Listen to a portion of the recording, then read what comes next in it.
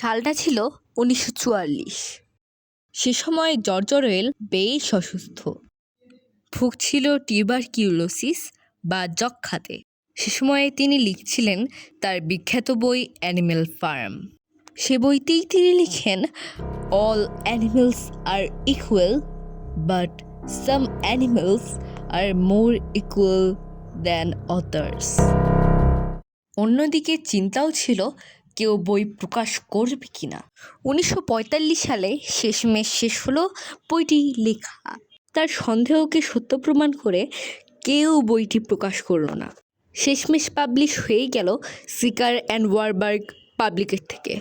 কিন্তু কি আশ্চর্য, বই প্রকাশের কিছুদিনের মধ্যেই বিভিন্ন দেশে হয়ে গেল ব্যান্ড। যেমন new York, Florida, Russia, Georgia, new ইয়র্কের মতো বিভিন্ন শহর। কিন্তু কি আছে এই বইতে?